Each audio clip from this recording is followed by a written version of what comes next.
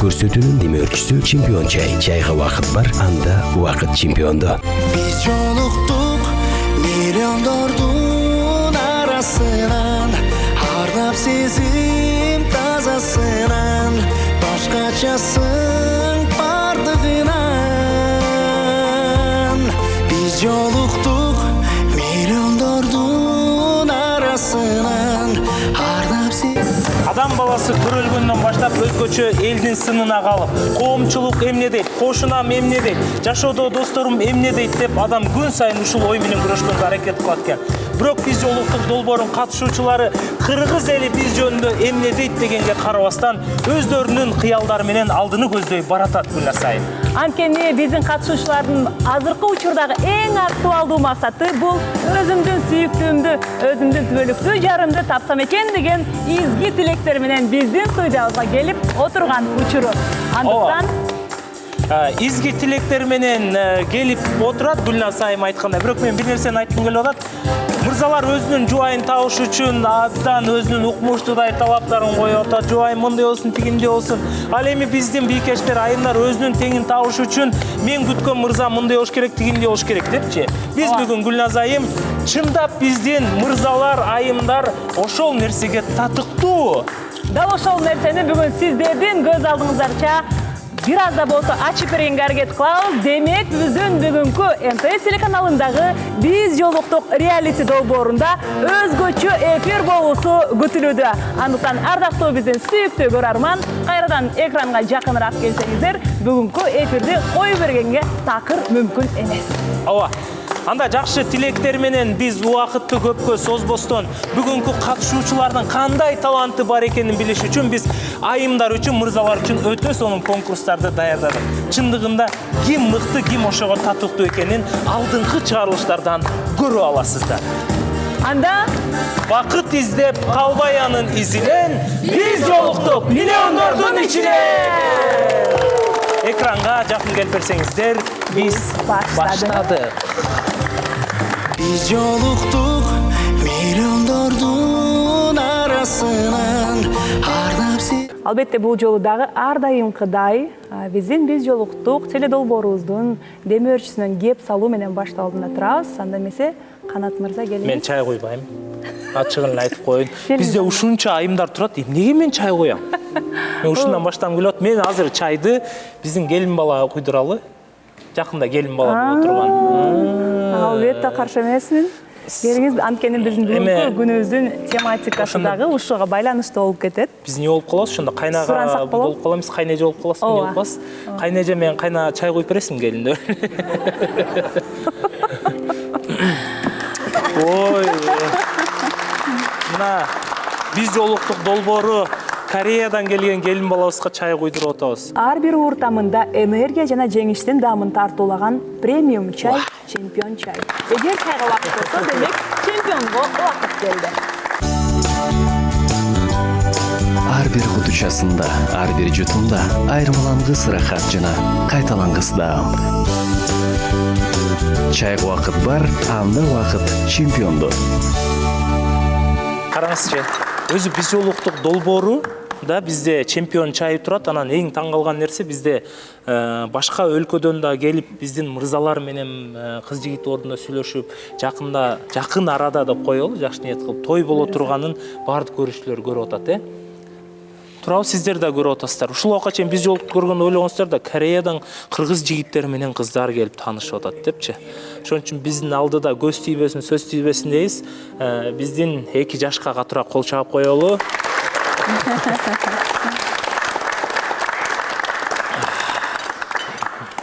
Эмне үчүн Канат мырза мындай сунушту киргизди? Анткени биздин бүгүнкү эфир, урматтуу катышуучулар жана биздин көрөрмандар, өзгөчө эфир болмокчу.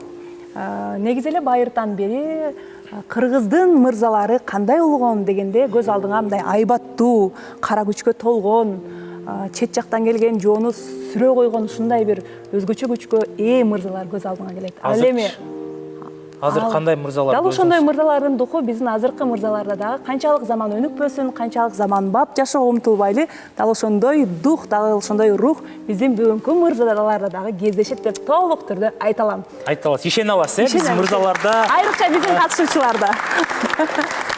Ал эми айымдар дегенде сизге кандай айымдар? Эми айымдар албетте баягы биздин азыркы жашообузга байланыштуу айымдардын талабы күчтүү деп интернет желесинде аябай талкуу жүрөт го. Азыркы айымдар акчасына карайт, анан боюна карайт, сулуулугуна карайт, ийгилигине карайт депчи. Мен ойлойм, ушул нерсеге баарына караганы туура, бирок ошого жараша ошол айым дагы татыктуу болуш керек деп эсептейм да. Мен ойлойм, биз жолуктук долбоорунун айымдары, бийкештери ошо өздөрү кандай талап койсо мырзага ошол нерсеге өздөрү татыктуу деп.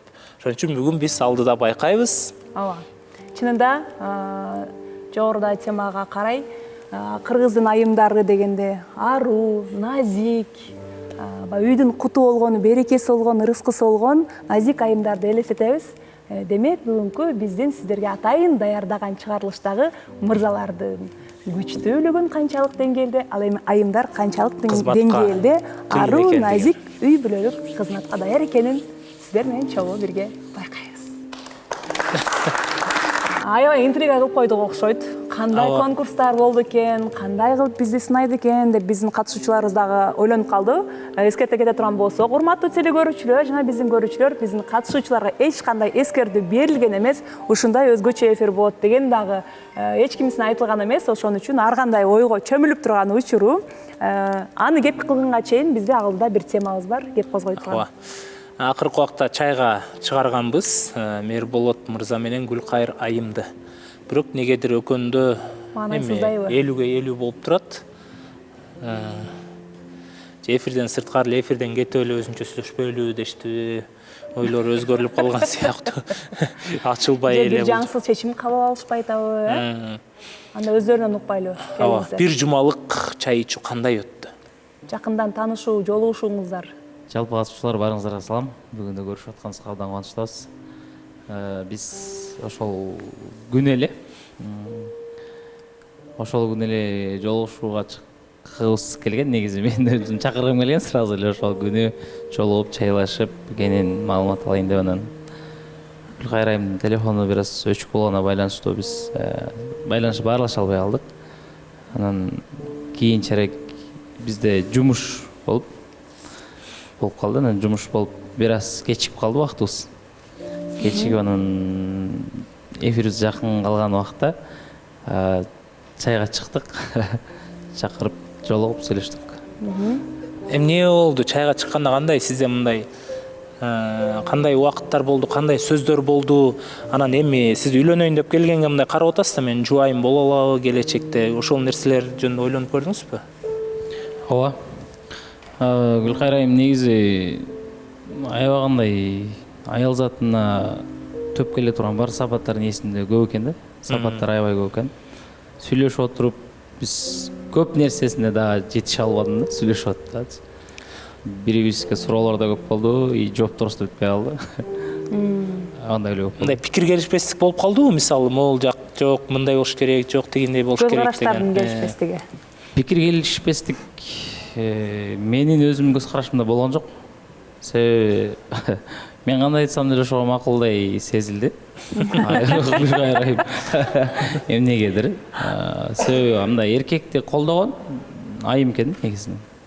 Кандай болбосун, баягы колдойм деген айым экен да. Ушундай сезилди мага. Гүлкайыр, сизден да пикир укпайлыбы? Саламатсыздарбы, Канат мырза, Гүлназ айым. Ооба, биз бир жолу эле жолукканга жетиштик. Ошо сүйлөшүп отуруп, чай ичип отурдук. Мындай сөзүбүз бүткөн жок да, кечке сүйлөшүп, ошо жакшы эле болду. Сиздин көз карашыңыз боюнча Мерболот мырза эми ар бир айымда болот да, жолугушуңуздардын максаты бизге ачык. Жакындан тааныштыңыздар. Бир саамга болсо дагы элестете алдыңызбы? Мамиле куруп, болочоктогу жолдош катары дегендей.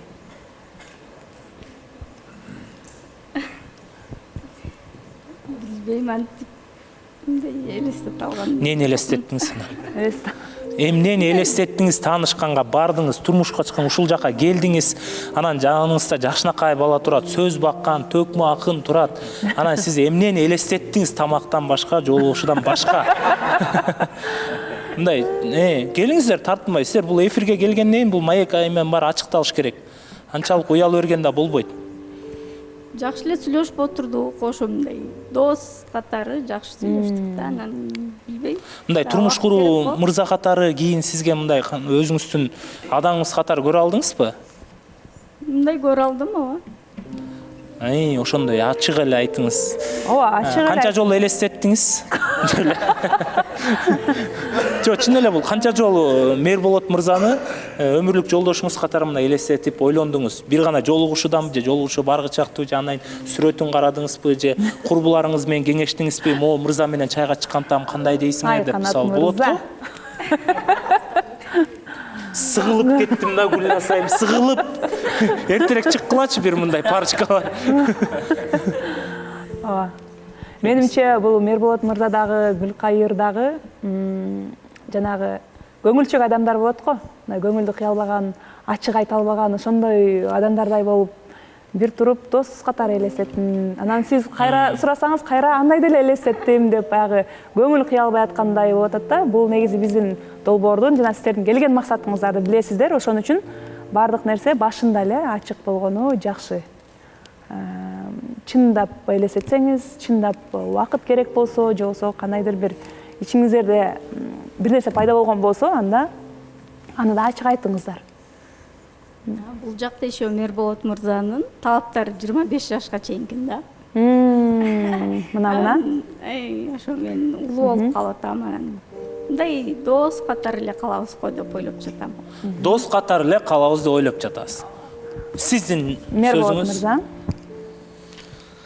Биз негизи талаптарым ошол болчу. 25 жашка чейин деп жазылган. Бул айымда билет экен, көргөн экен, ошону айтып атат. Ошого карабастан эми негизи Гүлкайыр айым аябандай жаш көрүнөт экен. Чындыгындачы. Баары эле айтып атпайбы? Ооба. Анан бир аз тарынып калганда болду окшойт, себеби дегенде мен кеч чакырып калбадымбы? Анан жазганда да айтып атпайбы? Мындай эметпеле койлуу, жолуктук эле деп койлуу деген сыяктуу. Жолукпай эле жолуктук койлуу деп. Мен айтып атам эми эч болбосо да кеч болсунчу депчи. Эч болбосо да кеч болсун деп анан ошо кечки убак чайга чакырып өзүнүн оюн уккум келди. Кызыктым Гүлназайым жөнүндө. Ой, Гүлкайыр айым жөнүндө сурагым келди. Гүлназайым карап турса айтып атасыз. Иә, жок. Гүлназайым, Гүлкайыр айымга кызыктым. Эми оюнчачы. Билгим келди, анан бирок мен дагы бир жолу сурандым өзүнөнчү. Бизге кенен убакыт болбой калды. Может, дагы бир жолу чайга чыгып келсекпи, кандай дейсиң деп сурангам да. Гүлкайыр айымдан.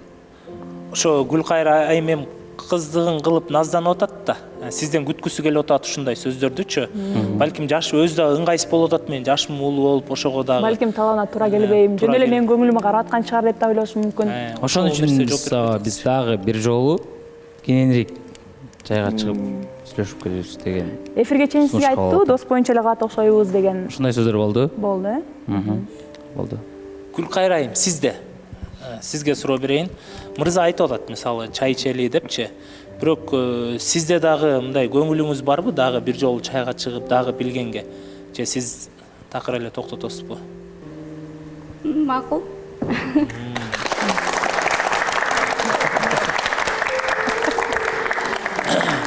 Жаш айырмачылыгыңыздар канча жаш?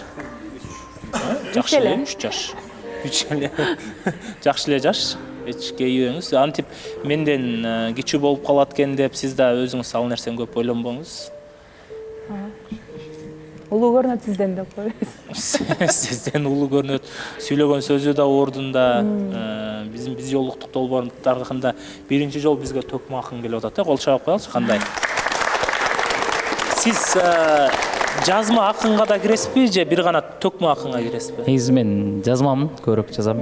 Анан төкмө акындарды көргөндө, гүлүк көргөндө 4 аягда урайт деп алар менен айтып кетер жайым бар да.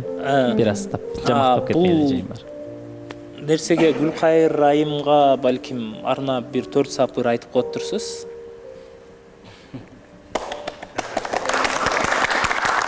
сүйүү жөнүндө бир четип берсе, Гүлназ айымдын биз жолуктук деген ырыны келтирип биздин Эрлан Тогузбаев мырза.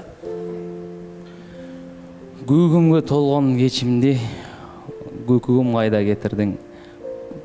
Гүлгө окшош эркем кош эми гүлүңдү түзсөм кечирген. Гүлгө окшош эркем кош эми Гүлкайыр гүлүңдү түзсөм кечирген деген сөз. Ойбой. Кош эми? Эмнеге кош эми? Кадимки Гүлкайыр деген ыр бар эмеспи? Ансарында ошол 4 сап эсиме келбеди, ошону айтып бердим. Бул ыр өзүңүздүн ырыңызбы азыр эле? Жок. Бар болчу, э? Бар ырлардын бири. Керемет. Гүлназ айымга да балким 4 сап. Мага 8 сап деп койсун. 4 сап асты. Келишкен боюң аппагым. Аябай сонун жашчаның. Эң бир кызыктуу сонун ырдайсыз. Неге ош Бишкектен таппадың? Дагы бир суроо коюнчу. Азыр сиздин кайсы жакта жашчаныңды кой.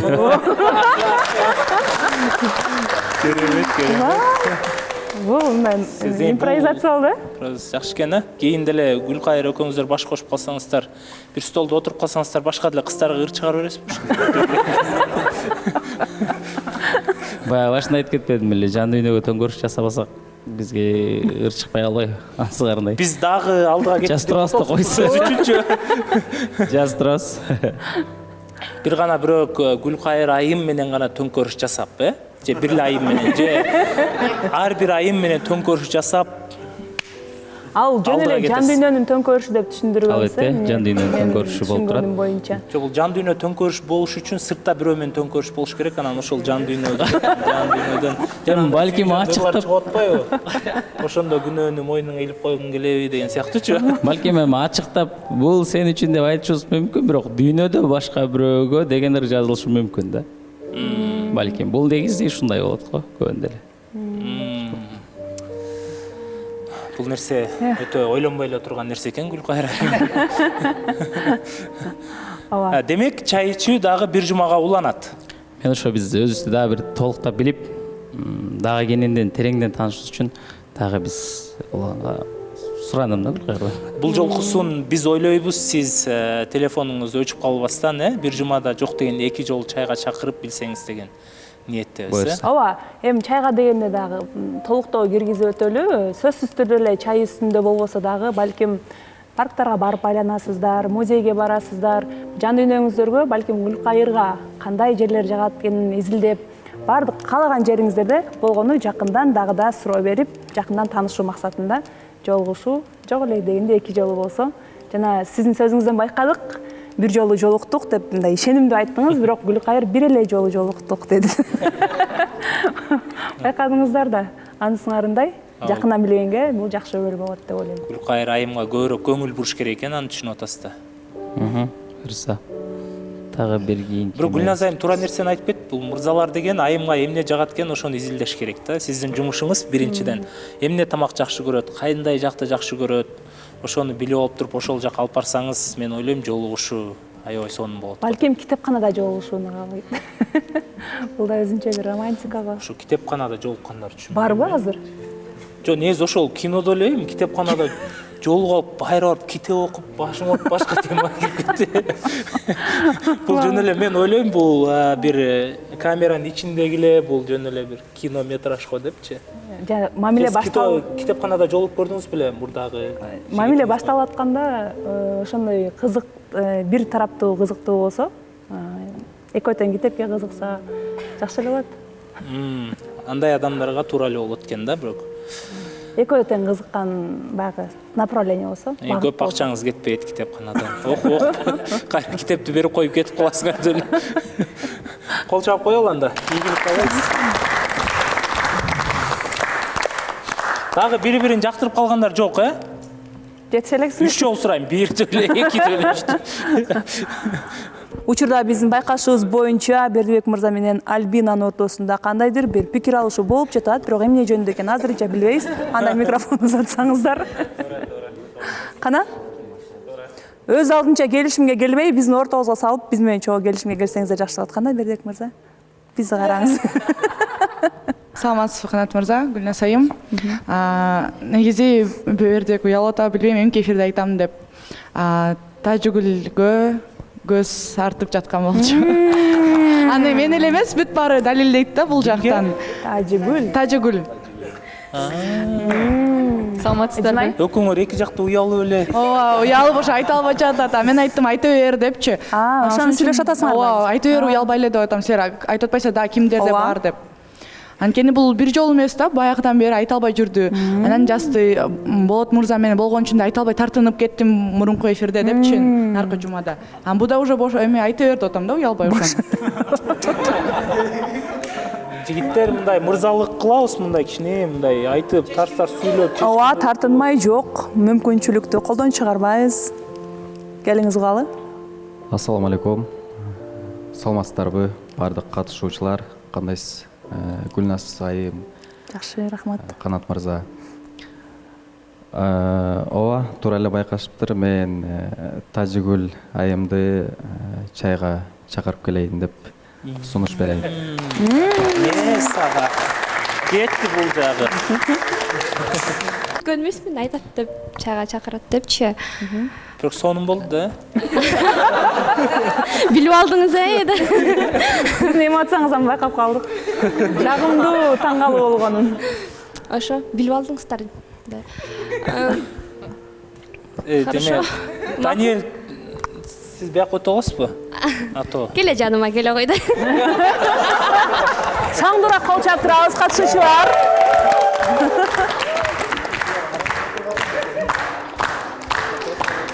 Кандай сонун көрүнүш. Жарашып калыптырбайсыңар, карагылачы. Отурайсыз. Тиякты жакшы карап туруңуз, уялчак экен, а? Ана жак карап, эркелеп туруңуз, тарынып болуңуз. Уялдырып эле турат окшойм бул жакта. Өзү мен назданыш керек эле, по сутичи. Бирок бул жак назданып кетти дейм да. Чайга чакырасызбы? Чакырбайт. Ооба, чакырам. Артка бермей жок деген эле болду го бул жагы. Эмнесин жактырдыңыз Тажыгүл Бикештин? Тажыгүл айым. Тажыгүл айым өзү негизи баягы кастингде көрүп эле байкагам. Аябай мындай тарсылдаган экен да. Жакшы келин болчу да экен деп бир ойлоп койгом. Анан ошо сүйлөшүп, карап байкап жүрдүм. Ошо эми чайга чакырып атам.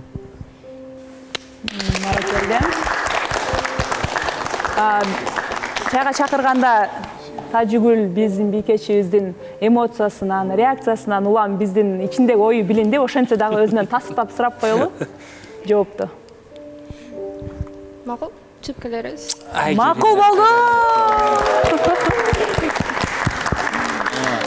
Анда биз дагы бир жолу 3кө чейин санайбыз. Сиздин ушу 3кө чейин санагыңызда жакшы сыр бар окшойт. 1 2 Мен Сымбат айым чайга чакырам.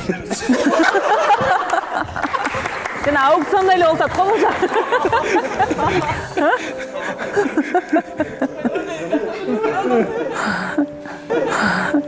Бул тамаша болду да. Чыкпайт кодо атасар. Нурстан мырза силер.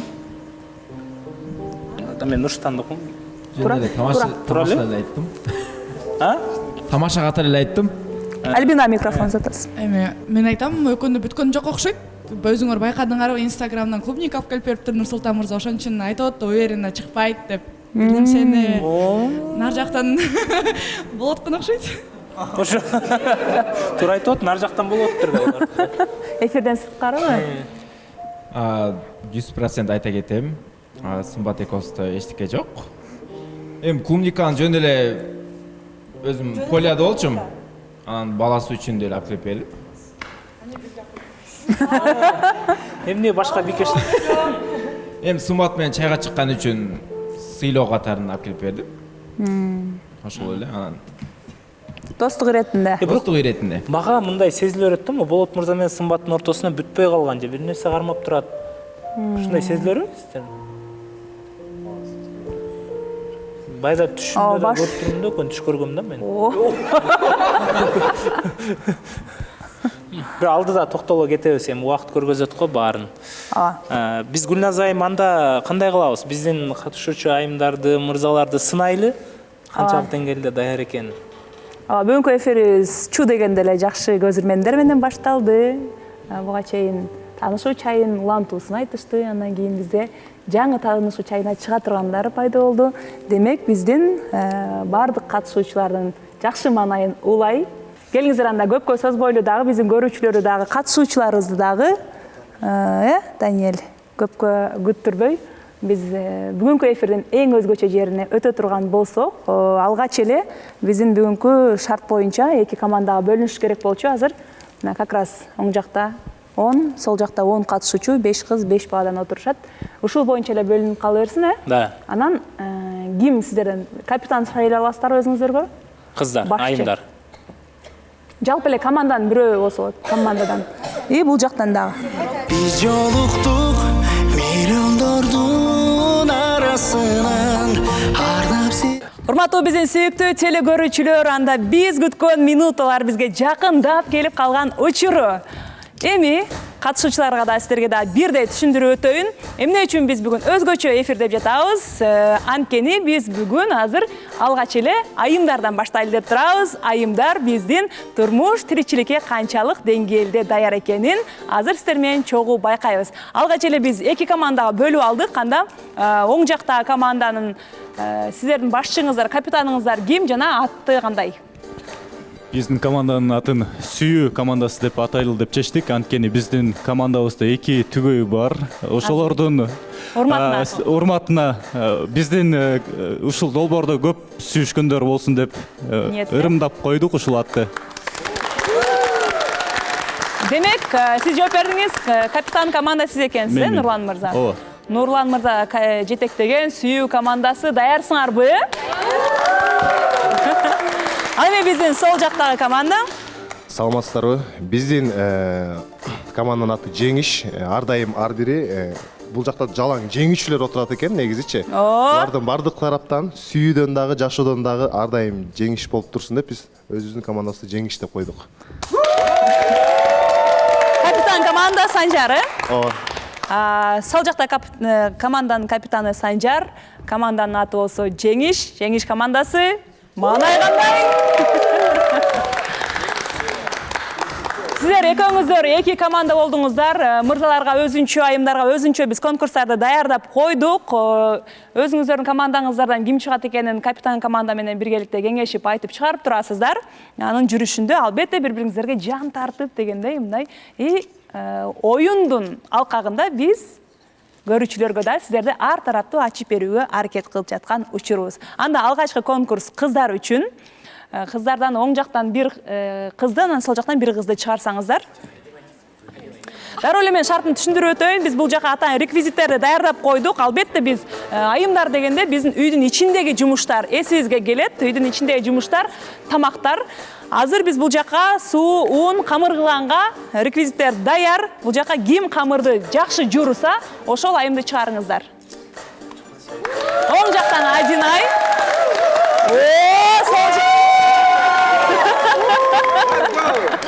Ал эми сол жактан болсо бизден Роза чыкты.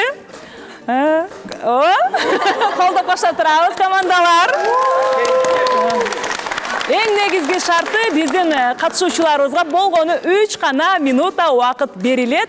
Ал эми кыймыл аракетинен кандай камыр жасады, аны биз жыйынтыгында сиздер менен чогуу байкап турабыз. Мындай болгон эмес, андыктан экранга жакыныраак келиңиздер, чогуу байкайбыз. Даярсыздарбы, Роза, даярбызбы? Даярбызбы? Are you ready? Yes. Даярбызбы? Анда, албетте. 1, 2, 3 убакыт кетти. Эй, канакей,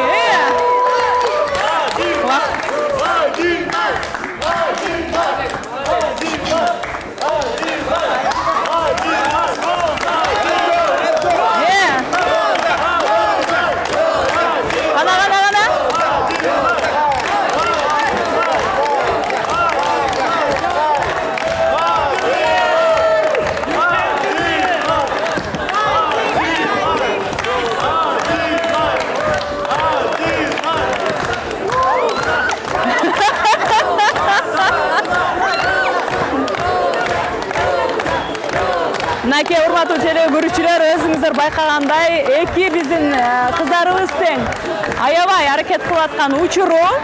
Кыймыл аракетинин тездиги боюнча Роза тезирээк кыймылдап атат, бирок Адинай болсо шашпастан, бирок жакшы камыр кылганга аракет кылып жаткан учуру.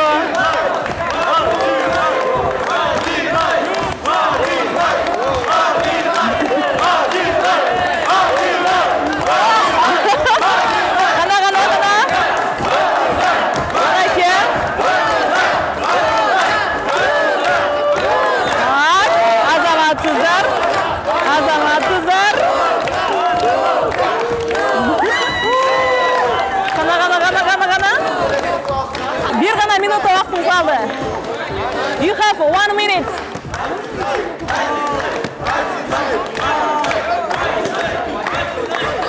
Анакей, урматтуу теле көрүүчүлөр, таймаш өтө кызуу жүрүп жаткан учуру. Биздин акыркы секундалар калды.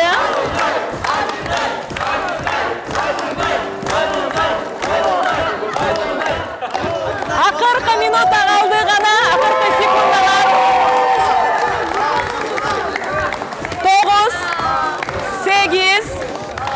7, 6, 5, 4, 3, 2, 1. Stop.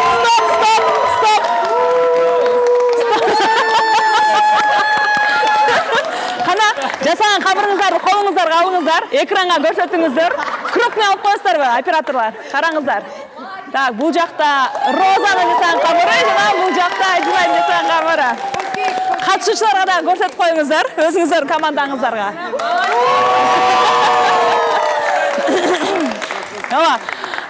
Өзүңүздөр байкагандай биздин Кореядан келген биздин келинибиз деп коелу. Аябай толкунданып кетти окшойт. Бул жерде биз атайын ашыкча ун койгон эмеспиз, анткени көз өлчөм менен байкай алышабы деген байкайлы деген болчук. Мынакей өзүңүздөр байкадыңыздар. Бир аз сууну ашыкча куюп алгандыгына байланыштуу бир аз суюк камыр болуп калды. Бул болгону башталышы конкурстун. Биздин катышуучуларга бир шаңды кол чап коюңуздарчы. Ава. It's okay. Бул болгону биринчи тур болду. Эми экөөңүздөр орундардан орун алып бериңиздер. Биз жолуктук миллиондордун арасынан ардап сен. Жалпыңыздар байкагандай, алдыда өткөн конкурс боюнча азырынча Сүйүү командасында 1 упай бар. Бирок Гүлназай, мен бир нерсеге баа бердим. Өзү Кореядан келсе дагы кыргыздын каада салтына көнүп, аракет кылып, жашоосуна биринчи жолу камыр жууруп, Адинай менен кичине 1% жетпей калды, Ошон үчүн биз Розага катуураак кол чаап коелу. Акырындап үйрөнөт баарын, Ооба, Кудай буйрса. Анда биз азыр кийинки кыздардын конкурсуна өткөнгө чейин биздин камырыбыз бир аз тыныгып алыш керек, ага чейин. Кезек сиздерде. Мырзаларда. Бай-бай, эмне болуп атат? Кол чап коштоп туруңуздар. Албетте, бул ар бир мырзага, мен мырзамын деген адамга күч керек, баарыбызга күч керек. Бизге энергия болуш керек, иштеш керек, баардык жака жетиш керек. Ошого карабастан мырзалар айымдардан алдаганча көрө күчтүүрөөк болуш керек. Бүгүн биз Сүйүү командасына мырзалар күчтүү же Ынтымак командасына мырзалар күчтүү экенин, жеңиш бололду эле. Жеңиш командасындагы мырзалар күчтүү экенин байкайбыз. Кимдин буши жеңиш эле? Мейли. Анда биз азыр Гүлназайым гантелди алып келели. Жарандашайынбы? Нормальный эле ор экен бул. Да? Ананда кеңешиңиздер дагы алгач ким чыгат? Алгач Сүйүү командасынан ким чыгат?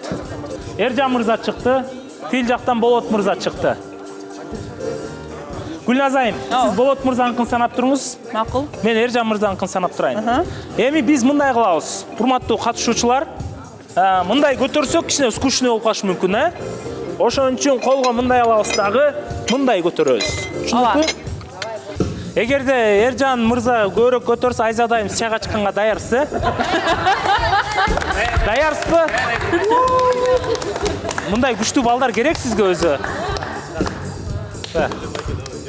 Кетти анда, кармаңыздар. Кана?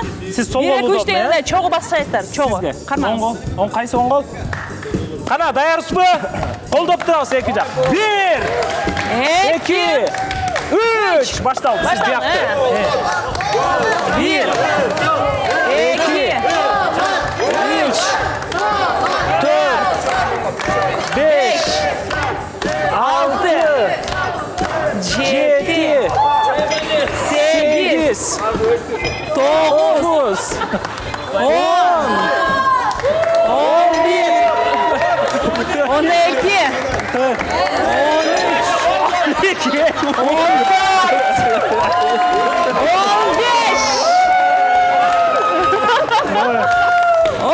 15.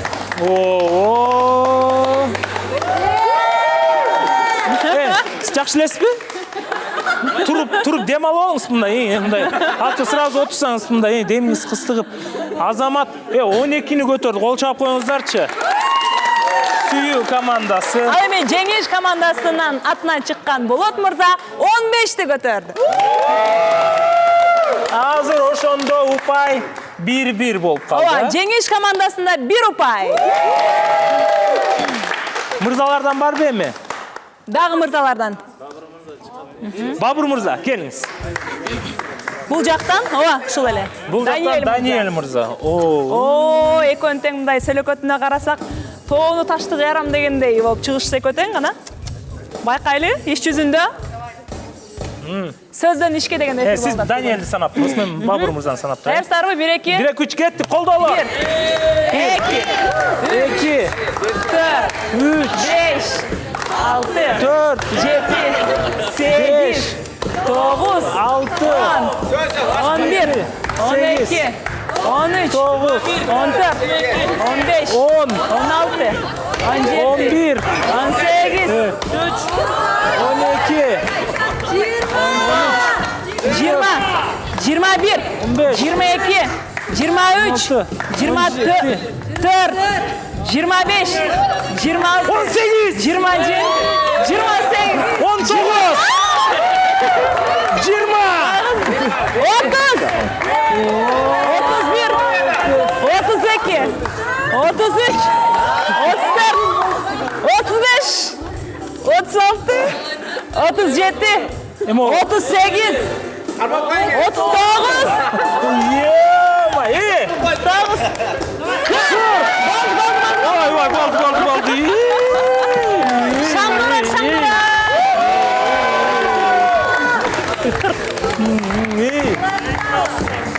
Бабур мырза, биз жолукка келгенде өкүнүйдү го.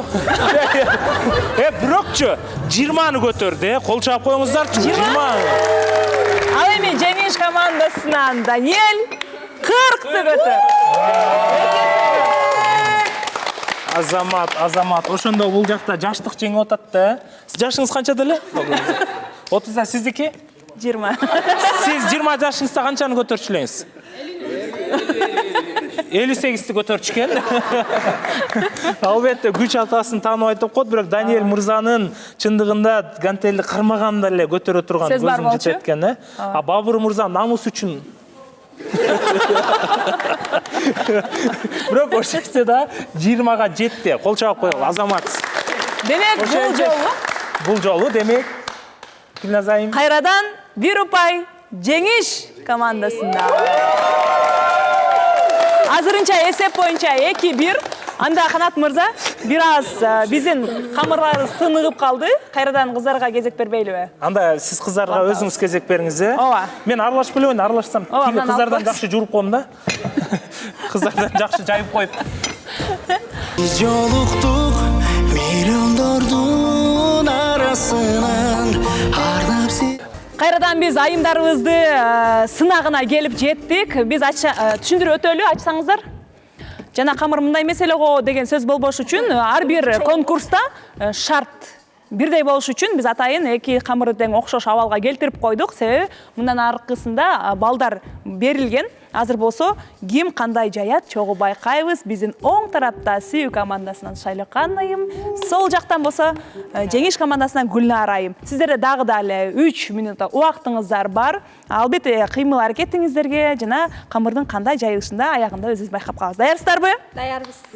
1, 2, 3 баштадык.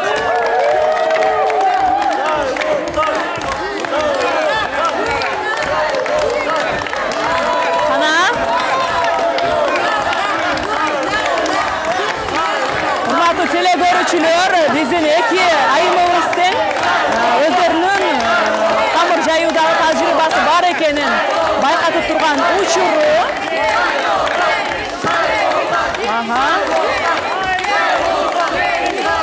Өтө бул жактагы колдоо коштоолордон улам толкунданта жатышса керек учурда. Бирок ошентсе дагы аракеттеринен жазбаган учурлары, кездери. Мынакей.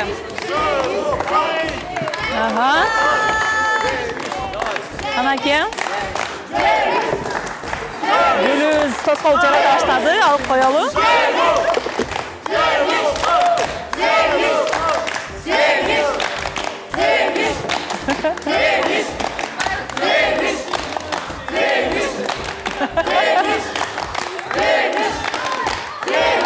Так. Учурда көлөмү боюнча Жеңиш командасынын камырын көлөмү чоңоюп бараткан учуру. Бирок сапаты боюнча, тегиздиги боюнча оң жактагы Сүйүү командасынын камырынын сапаты жакшы болуп аткан учуру.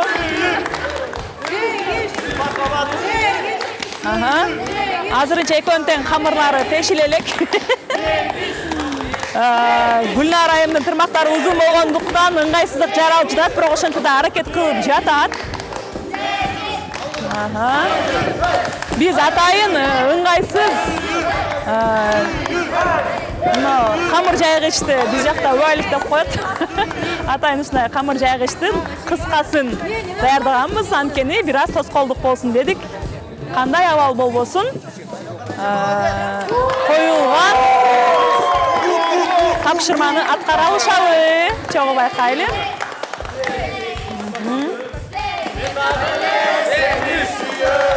Сүйүү командасы учурда Сүйүү жөнүндөгү урарды аткан учуру.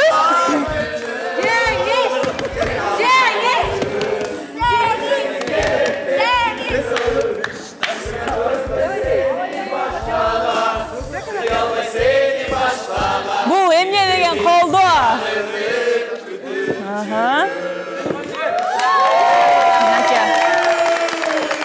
Кана окшошуп баратат камырлар, экөөндө тең тажрыйба бар экени байкалат.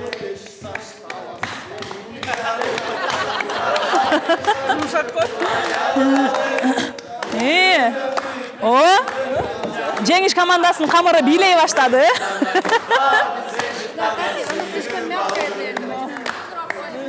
Акыркы 10 секунда калды.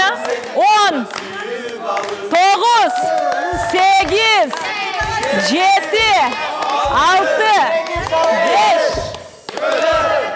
3, 2, 1. Стоп! Токтойбуз, колчалар болсун. Ордуктан орун алыңыздар. Фартуктарды чечип кетиңиздер.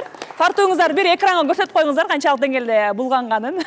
Урматтуу биздин сүйүктүү телекөрүүчүлөр, бүгүнкү эфир сиздерге да аябай жагып атат болуш керек деп ойлоймун. Азыркы мен айта турган оюма сиздер да кошулат болушуңуздар керек. Негизи биз ошол процесстин жүрүп жаткандыгына жана жыйынтыгына карата биз баалайбыз деп айтканбыз. Демек, өзүңүздөр байкап тургандай, экөө тең жакшы жайганга аракет кылышты, бирок мынакей өзүңүздөр байкагандай, оң жакта Сүйүү командасынын камыры тегиз, мындайынча да тегиз, анан формасы да тегиз тоголок болуп чыкты. Сол жактагы камыр бир аз жумшак болуп калганбы, бир аз жүдөдү, тырмагы узун болгондугуна байланыштуу жүдөдү, чачынан жүдөдү. Ошого байланыштуу бир аз камырдын формасы дагы, тегиздиги дагы бул жакка салыштырганда кандай дейсиз, Канат мырза? Бул экөөнүн айырмасы асман менен жердей го, чоңдугу эле. Биякта жайган айым бүгүн настроениясы жок келип калганбы, капалуу болуп же мындай каттама жазайым деп ойлогонбу. Ал эми бул айым көрүнүп турат, бир 20 жылдык стажы бар экенинчи камыр жайуу боюнча. Бул айым көрүнүп турат, бир 3 жылдык стажы бар, турмушка чыгам деп даярданып аткан. Бирок бул дагы жаман эмес, сонун. Жо биз тегиздиги менен мен жыйынтыгымды жокко чыгарып койдуңуз го сиз. Биз чоңго караш керек да, мен бузган жокмун көрүүчүлөр. Буяктын качествосы не болупту? Могуга мисалы, могуга 5 киши тоет. Дамында?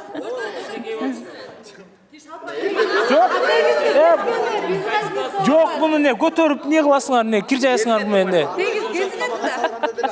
Жок, буну кесет да, буну лапша кылат да. А мону Бабур мырза эле жеп коет да, мисалы силер жакка көрө турган болсо. Мону мисалы баарыңарга жетет, кандай берекелүү, мына,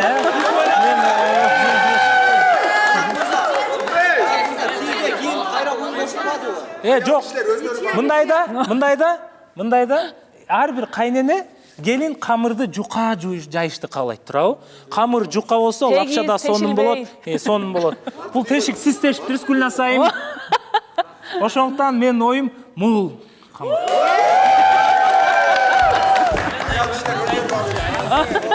Если тандырнан десеңер болду. Жо биз ошо конкурстун силер аны учпайтылар эркектерин да.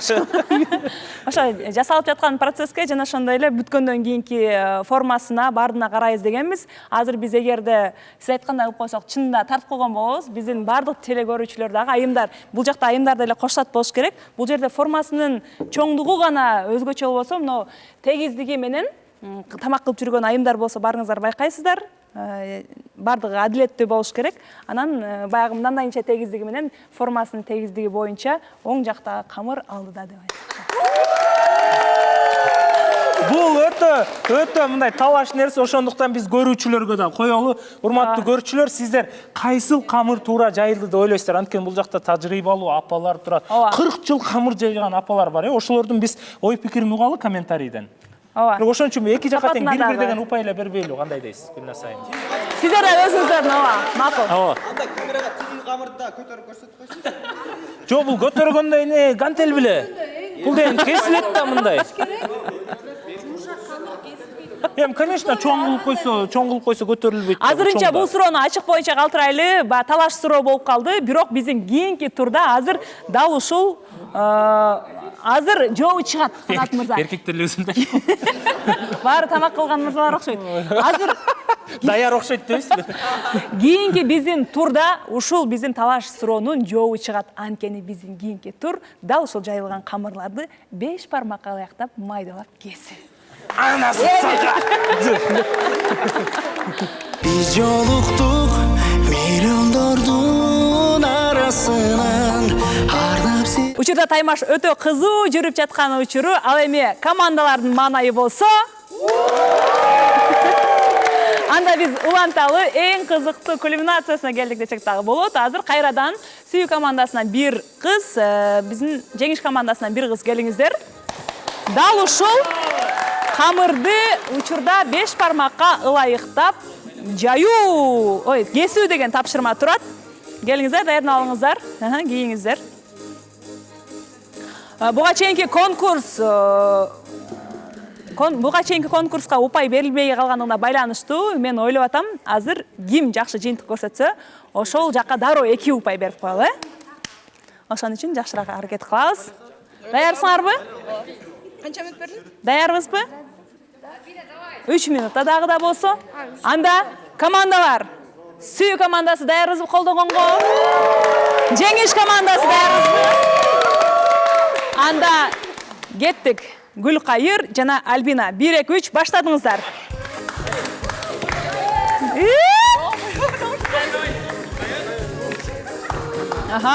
Экөөнүн камырды жайып кесүү тактикасы эки башка экен. Учурда Альбина ой.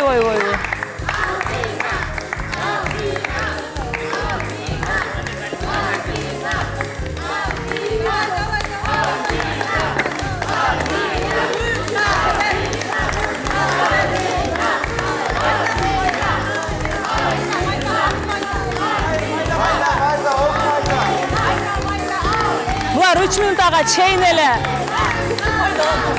кесип калат окшойт.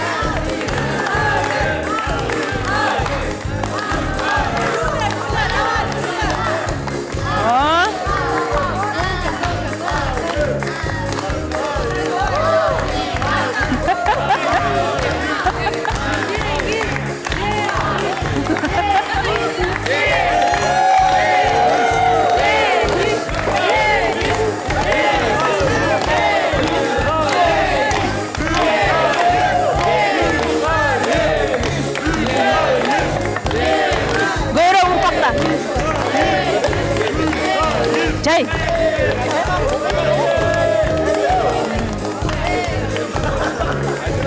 Şaşpay, Нормально.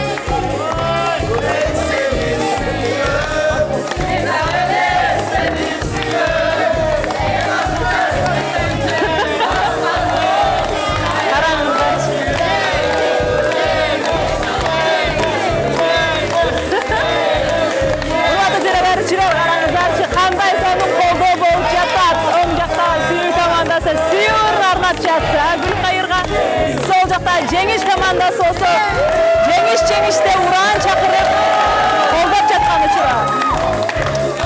Азырынча көрүнүшү боюнча Гүлкайырдын камырлары туканырактай болуп көрүнүп жатат, бирок азыр жайылганда баары билинет. Эки команда тең кесип бүтөйүн деп калды.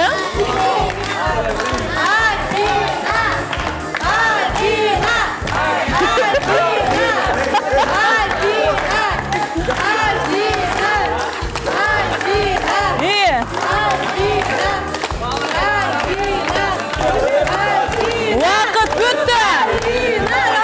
Стоп. Вакыт бүтті. Қана, эми жайыңыздарчы қана.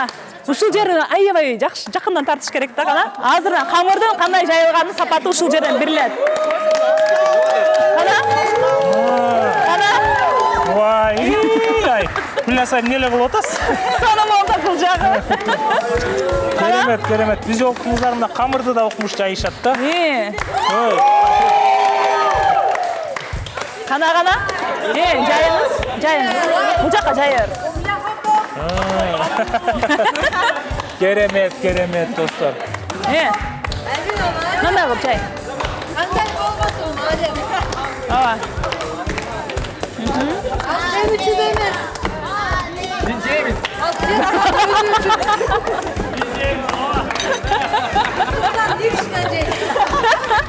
Жай şimdi.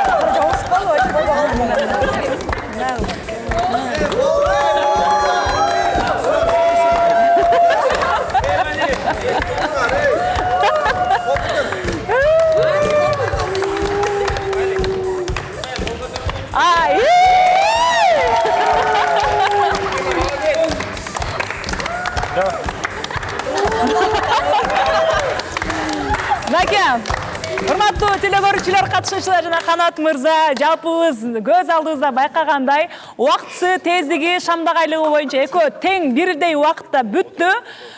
Бирок камырдын кесилген сапатына кайрыла турган болсок, жакындан көрсөтсөңүздөр түшүнөсүздөр. Эми түшүнгөндө эмне? Мисалы Альбинанын камырлары ынтымактуу экен да, карап. Ажырабай экен бири-биринен ажырабайт экен да. Камырлар ташбор экен өкөм да, алыс. Ошон үчүн ынтымактуу болуш керек. Ошон үчүн силер уттугар.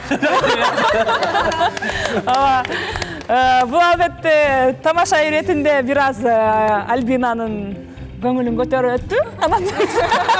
Чындык деле бар. Жо, кыймылдагы такыр мен чынында билбейт болушуңуздар керек деп ойлогон да учурлар болгон. Бирок сиз техниканы туура эле кылдыңыз, но камырдын сапатына жана аз урпактап койгонуңуз үчүн жармашып калды. Жоон болсо дагы кесилсе да жармашпайт болчу да, көбүрөөк урпактаганыңызда. А бул жакта тегиз камырдын сапаты да жакшы болгон, жана айтканым ушул болчу да, Канат мырза. Аягында билинет. Бизде башкача баштап калбады. Демек, көпкө созбойду, баарыбыз түшүнүп калдык болуш керек. Муну конкурстун башында айтылган, жанагы конкурска упай берилбей калганына байланыштуу, кайсыл жыйынтык жакшы болсо 2 упай дароо берилет деп. Демек, оң жакта Сүйүү командасына 2 упай. Жок, эме. сиз деген калың канча болуш керек деп сурап аттыңыз эле? 500 миң. Болса мындан кийин өзүм жайып өзүм башынан баштагандан ошондой айтам. Жок, негизи калың канча сурадыңыз эле? 500 миң. Калың сиздики бүгүндөн баштап 18 миң сом эле. Тамаша. 500 миң бойдон эле калды. Ооба, татыктуу экенсиз. Кескен туру болду, шамдагайлык туру болду. Ошондо Гүлназ айым, ким укту? Оң жак. Демек, буга чейинки эсеп боюнча урматтуу командалар, тынчтанабыз. Тынчтанабыз. Мэр болуп Сүйүсү аркатап койгондой.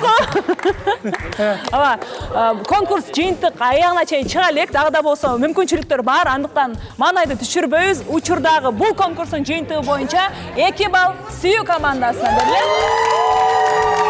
Ал эми жалпы жыйынтык боюнча учурдагы эсеп Сүйүү командасында 3 упай, Жеңиш командасында 2 упай. Ошондо Сүйүү алдыда болуп атабы?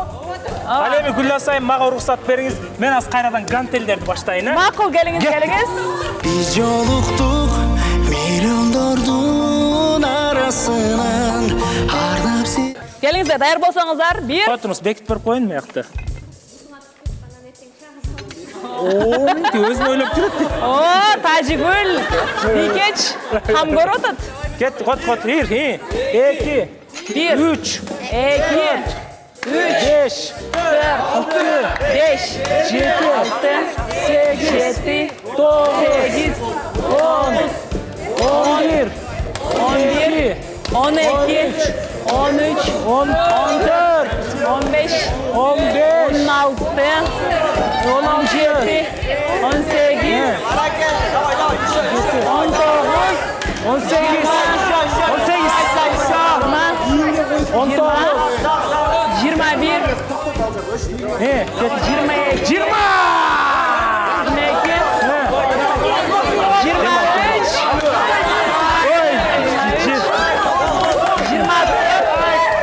Qancha oldu? 28.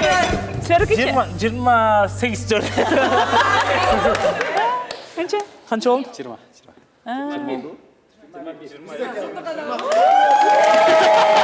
Ошондо 3-3 болду. Учурда Нур-Султан 24 Жеңиш командасы, ал эми оң жакта Сүйүү командасы 21 жолу көтөрдү, Теле көрүүчүлөрдү алдай албайбыз. 21 болчоп коелу.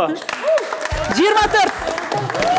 Демек, бул конкурста 1 упай кайрадан Жеңиш командасына өрип, 3-3 болуп теңделди. Гүлназ айым, мен өзүм көтөрбөсөм болбойт. Кана келиңиз, келиңиз. Менде негизи эме. Канат мырзаны бир байкайлы.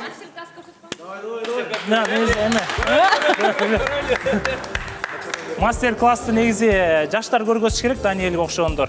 Биз жаш өткөндөрдүн классы деп элейбиз. Кана бир байкайлы. Аябай мен катышуучуларды көрүп аябай кызыгып кеттим. Мен да жана жайып атканда кызыгып кеттим. Аралашкыңыз келип кетти. Кана? Деп туруп 10 эметип токтоп калгансың деп кой. Урматтуу теле көрүүчүлөр, эксклюзив биринчи жолу. НТС телеканалын биз жолуктук теле долбоорунун негиздөөчүлөрүнүн бири, мыкты алып баруучу, блогер, аты чыккан Азияны багындырууга аракет кылып аткан көп кырдуу талант десек болот, Канат Шабданбеков азыр сиздерге кара күчүн көрсөтүп бермекчи. Кошо коелу. Чогуу санайсызбы? Албетте. Бисмилла. 5 деп туруп коюп койбоңуз. 1, 2, 3, 4, 5, 6, 7, 8, 9, 10, 11, 12, 13, 14, 15, 16, 17, 18, 20, 31, 32, 33, 34, 35, 36, 37, 38, 39, 40, 41, 42, 43, 44, 45, 46, 47, 48, 49, 50!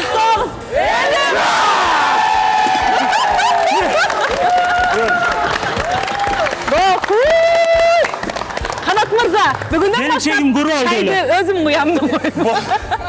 Болду инимде эле.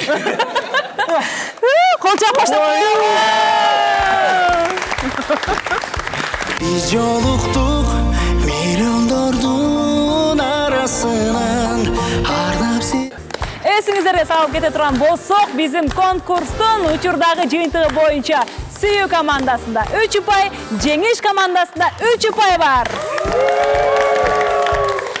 Анда эмесе акыркы жыйынтыктоочу конкурстарга да жакындап калган учурубуз. Азыр болсо кайрадан кыздардын, айымдардын жыйынтыктоочу конкурсу биздин реквизиттерди көргөндөн улам байкап жатсаңыздар керек. Биз бүгүн коноктособуз, 5 бармак кылабыз. Демек, кимдер конкурска чыга элек? Кыздар келиңиздер.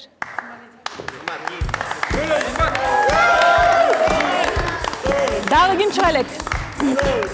Конкурска чыга элек кыздарыбыз чыкты. Биз бардыгын канчалык деңгээлде турмуш курууга же болбосо үй тиричилигине тыккан кыймылдайт даяр экенин сиздерге ачып берели деп аткан учурубуз. Андыктан азыр болсо сиздер бул бир пияз сиздерге, бирөө болсо сиздерге, бирөөңүздөр арчып бересиздер, экинчиңиздер чарчы кылып, чарчы кылып туруп эмеге 5 бармакка ылайыктап кесесиздер. Экөөңүздөргө тең убакыт берилет, тең баштайсыздар. Ылдамдыгыңыздарга, шамдагайлыгыңыздарга, кыймылыңыздарга жана ошондой эле кандай болгонуна чогуу байкайбыз. Командалар, даярсыздарбы? Сиздерде болгону бир гана минута убакыт болот. Түшүндүңүздөр, Кана колдо коштоп коюңуздар. 1, 2, 3 баштады.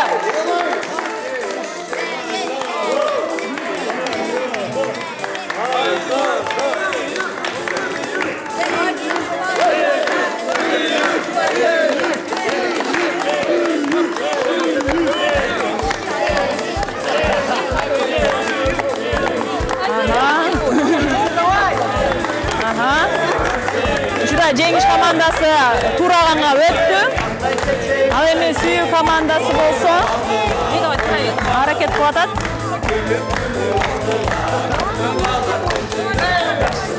Сүйүү командасы дагы тураганга өттү. Сүйүү командасынан Айзада айым арчып берди. Ал эми Тажигүл турап жатат. Жеңиш командасынан Зарипа арчып берди. Ал эми Сымбат болсо турап жаткан учуру. Биздин эки жактагы тең айымдар өтө жакшы өздөрүн көрсөтүп жаткан учуру. Баракелде.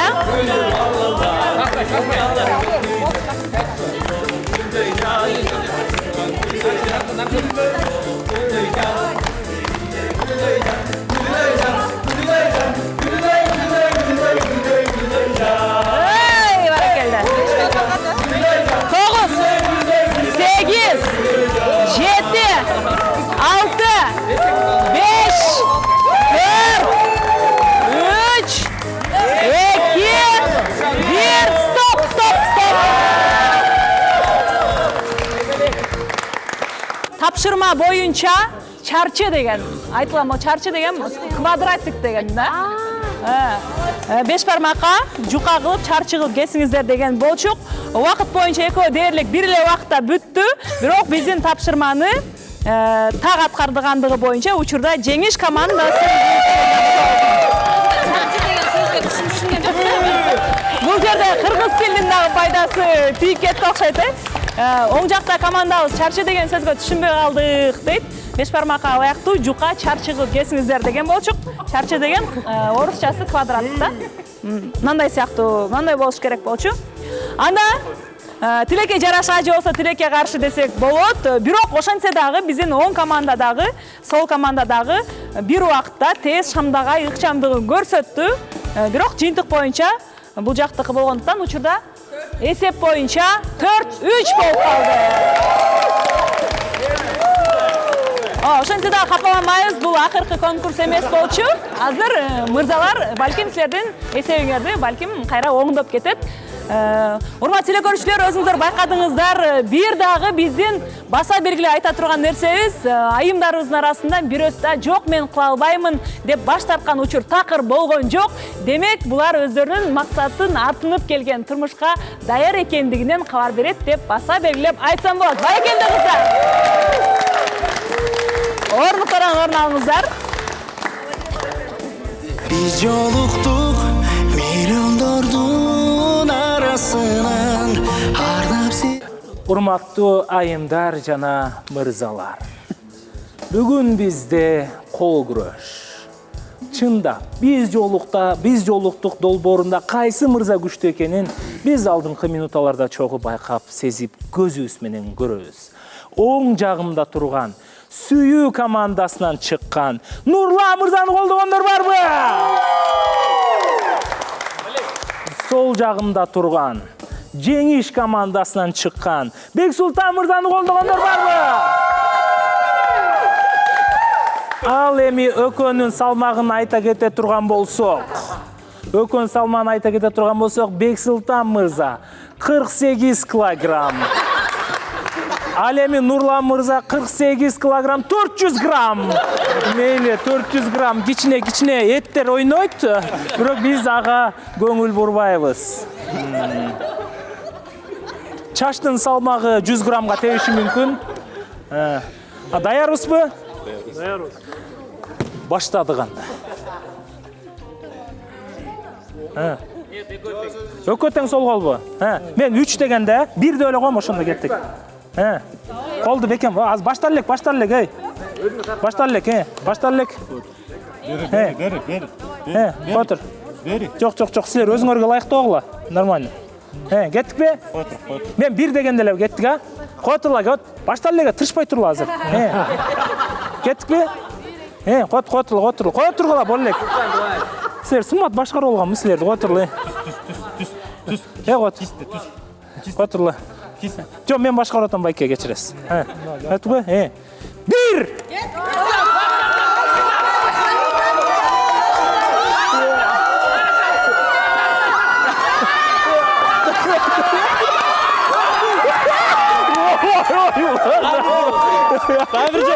Жок, бир эле жол. Чында Бексултанга Кыргыз эли дагы ишенген эмес. Жада калса мен дагы ишенген эмесмин. Бирок орусча айтканда вот это поворот!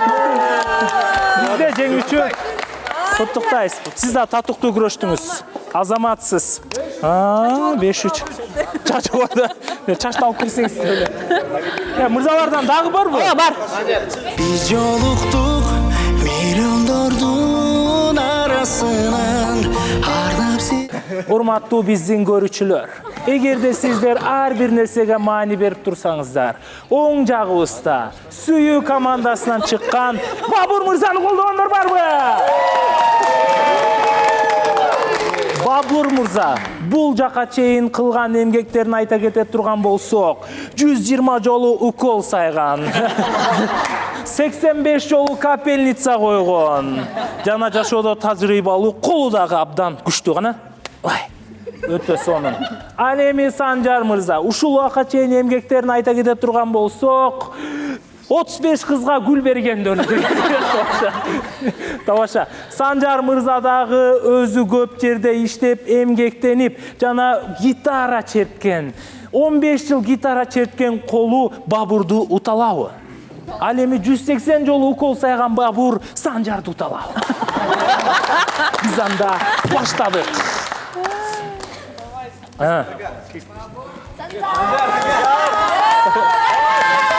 Санжар! Акырын. Санжар, сен Кыргыз эл эмес, Корея элинде уят кылбат эле. Бүйө ала деп сага ишенип атышат. Котурла, мен 1 дегенде тырышпайбыз сен. Кистин. Кеттикпи? Котурла. 1!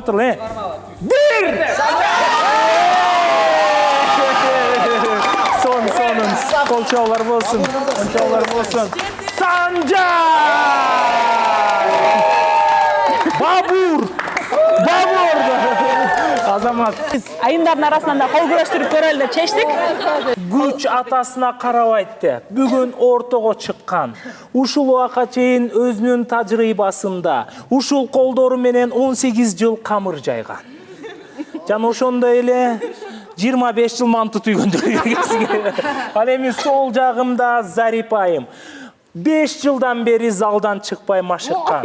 Бүгүн экөөнүн кимисинин күчү кандай экенин биз сиздер менен чогуу байкайлы. Оң жакта Айзаданы колдогондор барбы? Сол жакта Зарипаны. Айзада. Зарипа.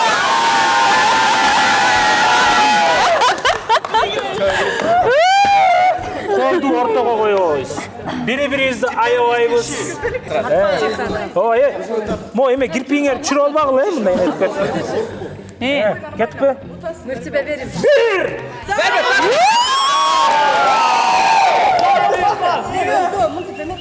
Мен билем да, кантип мен бир дегенде даярсызбы кайра? Мен азырчы бир эле жол бирден болду, азыр ушундай бир эле жол сүйлөйм. Мен кетпи. Түз. Кармап коесуз. Кана, туруга. Коя туруга. Түз. Өзүңүз бир коюңуз жанда. Даярсыңар, 1 2 3.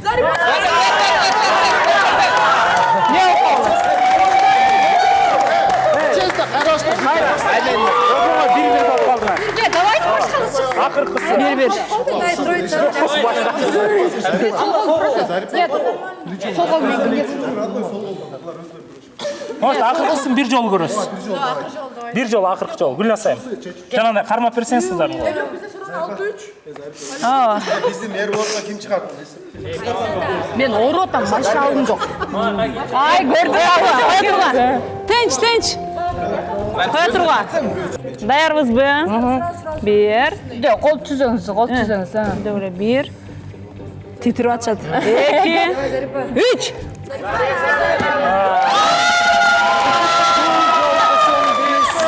Айзадайымды жеңиши. Эсеп боюнча 4-6 болду, Ар бир кутучасында, ар бир жутумда айырмалангыс ырахат жана кайталангыс даам. Чайга убакыт бар, анда убакыт чемпионду. Гүлназ айым. Кээ жак алаксып кеткенде мен бир нерсени ойлондум да. Эмне себептен алаксыды деп.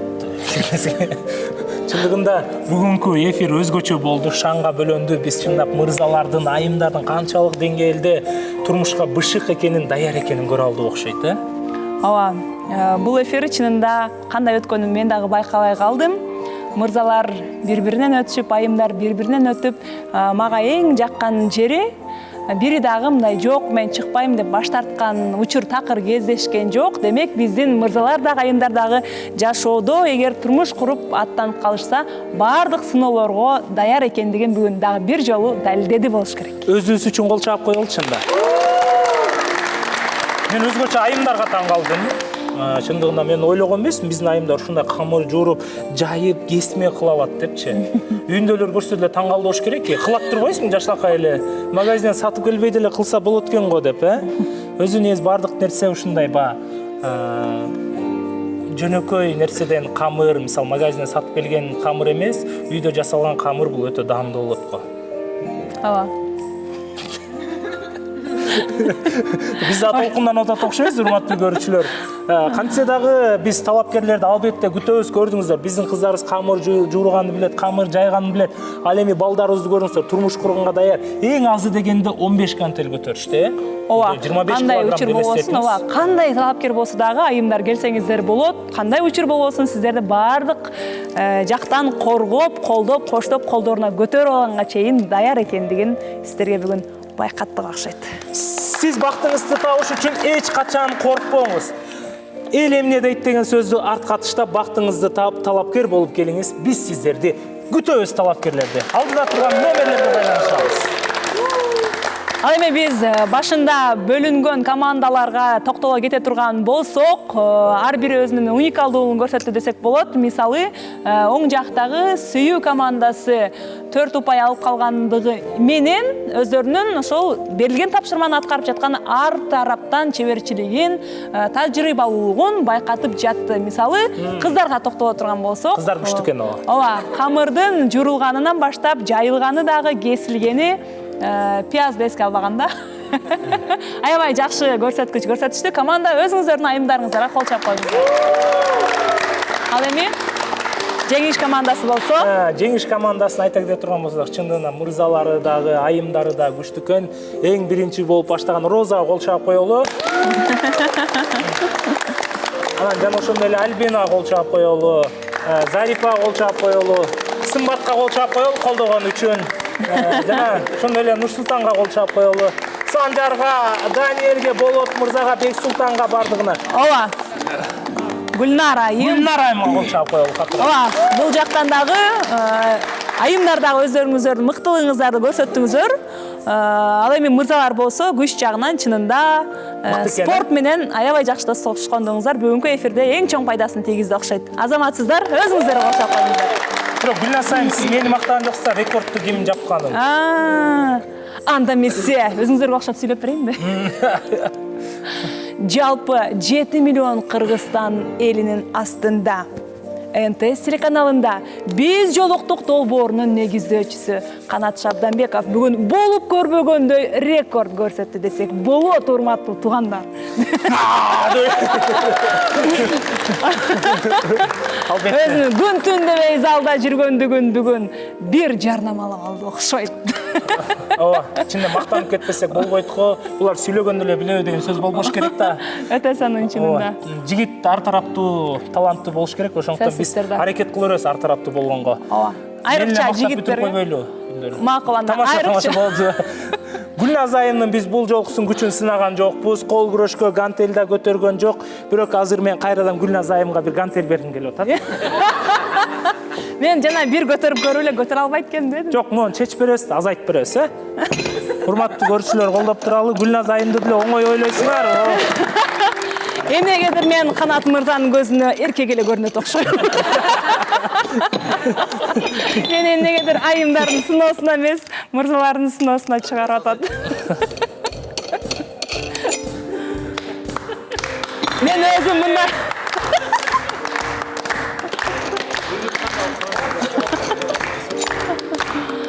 бер деп туруп коем. Гүлназ айым, монт көтөргөн ыңгайлуу эле сизге? Алпарчы жок калбаңыз. Башыма түшүп кетип. Же монт көтөргөн бар. Бул да бирок сиз айым болгонго монт эле көтөргөн ылайыктуу окшойт, сизге. Канча 5ти көтөрүп берсем болот? Болот. Ыраазы болосуз? Ыраазы болобуз. 5ти көтөрө алам экен. Кол чап турабыз. Эстрада ырчысы, бизнес-вумен, эң мыкты алып баруучу жана бай айым. Гүлназ Чыныбек кызы, кетти. Мен көтөрө албайт окшойт бүгүн эле. Мындай характер.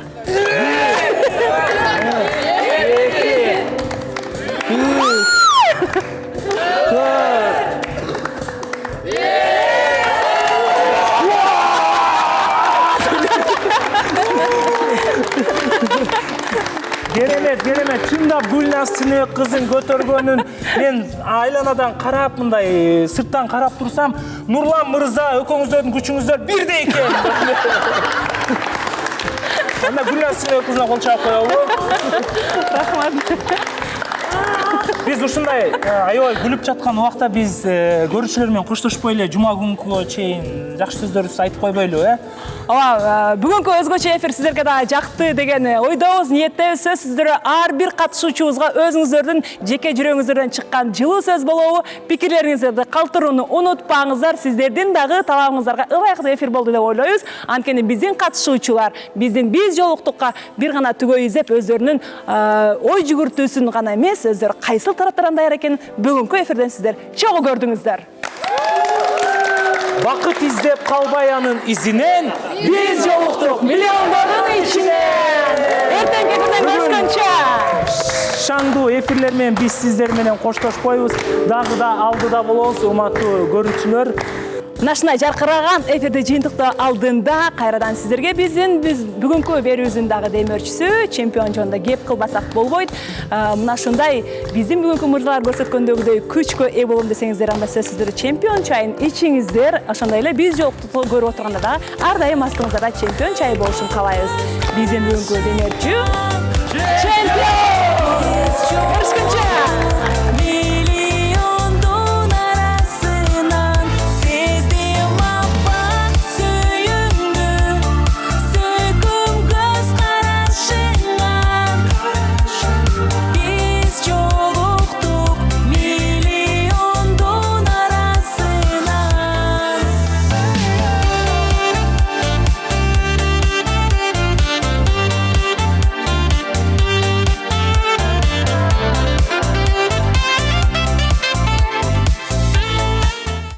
сүтүнүн демөөрчүсү чемпион чай. Чайга убакыт бар, анда убакыт чемпиондо.